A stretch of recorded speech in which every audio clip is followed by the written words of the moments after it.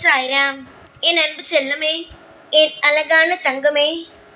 இப்பொழுது எல்லாம் இருக்கும் காலகட்டத்தில் அதிகமாக செலவுகள் ஆகிக்கொண்டேதான் இருக்கிறது.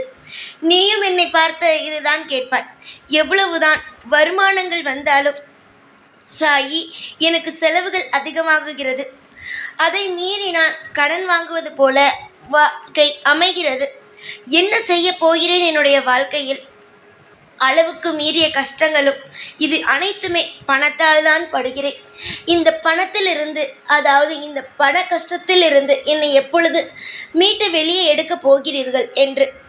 ஆனால் இந்த இரவில் நீ இந்த ஒரு மந்திரத்தை மட்டும் சொன்னால் போதும், உன்னுடைய வாழ்க்கையில் வறுமைகள் நீங்கும், கடன் தீரும், பணமானது வர ஆரம்பித்துவிடும். புரிகிறதா? நான் சொல்லப்போகும் விஷயத்தை நீ கேட்டாயானால் உனக்கே உடல் சிலிர்க்கும். உன்னுடைய வாழ்க்கையில் நடக்கும் ஒவ்வொரு விஷயமும் என்னவென்பதை நான் அறிகிறேன்.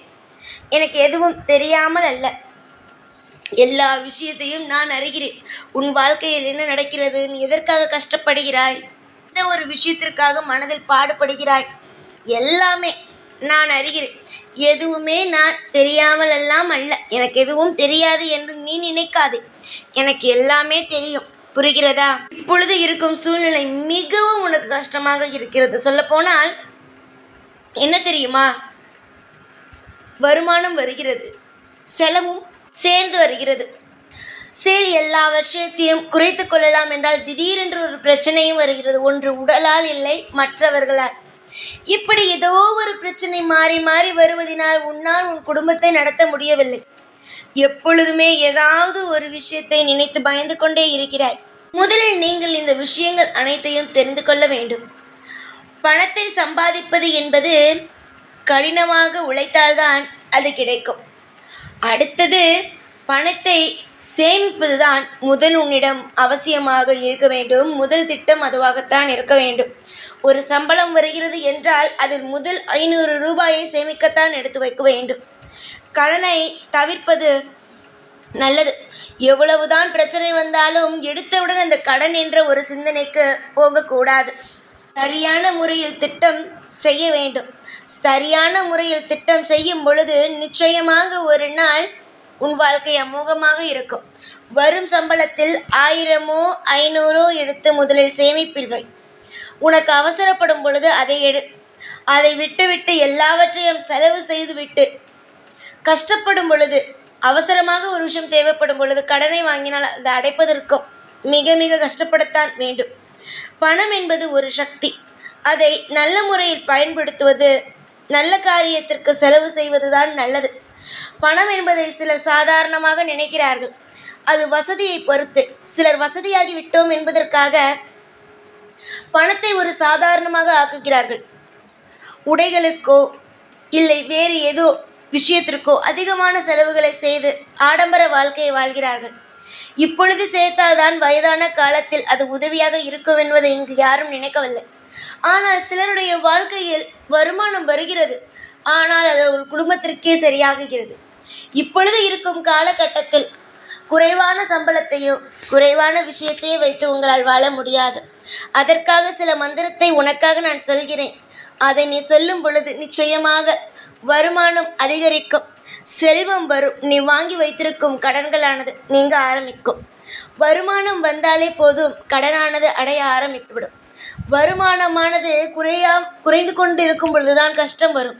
அதுவே திடீரென்று உயர ஆரம்பித்து விட்டது என்றால் உன்னுடைய கடனும் முடிந்துவிடும், சேமிக்கவும் ஆரம்பித்து விடலாம். இப்பொழுது நான் சொல்லும் மந்திரத்தை எப்படியெல்லாம் நீ பயன்படுத்த வேண்டும் என்பதை சொல்கிறேன்.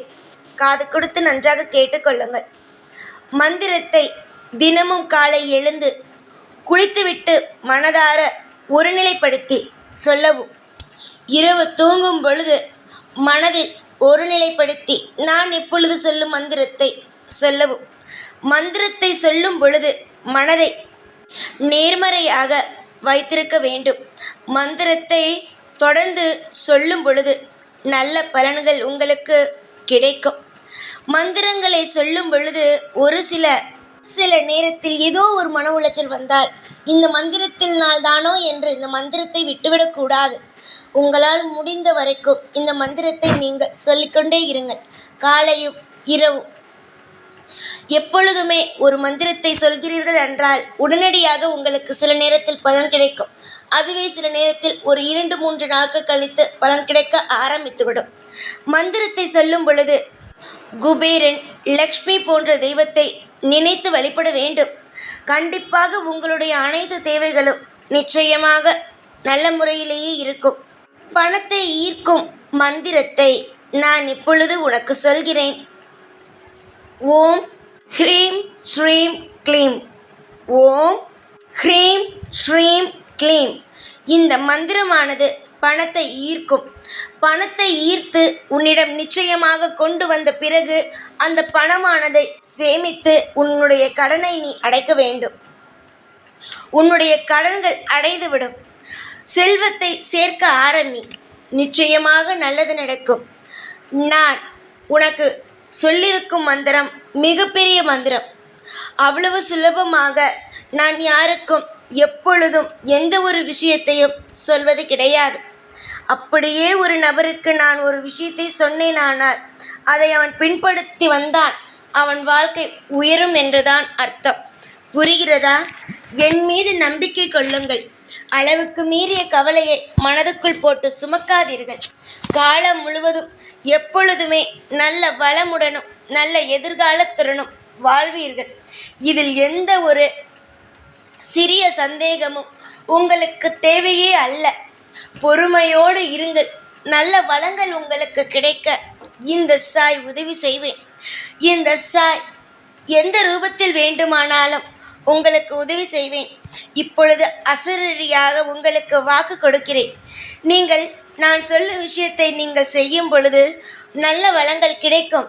தங்கமே, இதை நீ நம்பிக்கையோடு தான் செய்ய வேண்டும். நான் எப்படி செய்ய வேண்டும், எந்த முறையில் செய்ய வேண்டும் என்பதை உனக்கு தெளிவாகவே சொல்லிவிட்டேன். ஆனால் அதை எல்லாவற்றையும் மறந்துவிட்டு எப்பொழுதும் ஏதாவது ஒரு விஷயத்தை பற்றி யோசித்து கொண்டு மந்திரத்தை சொல்லக்கூடாது.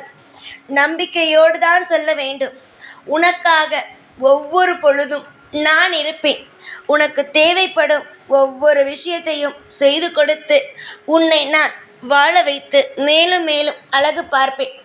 எதிர்பார்த்த காரியங்கள் கூடிய விரைவில் நடக்கும். சில நேரத்தில் சில விஷயங்கள் நடக்கவில்லை என்பதற்காக சோர்ந்து விடாதே. நீ சோர்ந்து போனால் உன்னால் எந்த ஒரு காரியத்தையும் செய்ய முடியாது. நீ என்னுடைய பிள்ளை. நலமுடனும் வளமுடனும் வாழ வேண்டிய பிள்ளை. கவலையோடு இருக்கலாமா? நான் இருக்கும் பொழுது உனக்கு தோற்றுவிடுவோமோ வாழ்க்கையில் மற்றவர்களுக்கு மத்தியில் என்ற ஒரு மிகப்பெரிய பயம் இருக்கிறது. ஆனால் இங்கு உனக்கு அப்பாவாக இருப்பது வேறு யாரும் அல்ல, இந்த உலகத்தை உருவாக்கிய சாய்தான். இந்த சாய்க்கு உன்னுடைய வாழ்க்கையை பற்றி நன்றாகவே தெரியும். எதிர்பார்த்ததை எதிர்பார்த்த நேரத்தில் சரியாக தருவேன் என்று. அதனால் கவலைப்படாமல் சந்தோஷமாக இருங்கள். நான் முழுமையாக உனக்கு ஒவ்வொரு நேரத்திலும் உறுதுணையாக இருந்து உன்னை வாழ வைப்பேன். யாரெல்லாம் உன்னை அழிக்கணும் என்று நினைத்தார்களோ அவர்களே மிரண்டு போகும் வகையில் உன் வாழ்க்கையில் ஒரு தெளிவு கிடைக்கும். கூடிய சீக்கிரமாக நல்லது நடக்கட்டும். எத்தனை காலம்தான் சோர்ந்து இருப்பாய்? நல்லதே நடக்கட்டும். எப்பொழுதும் கூடவே இருப்பேன். இந்த சாய்நான். ஓம் சாய்ராம்.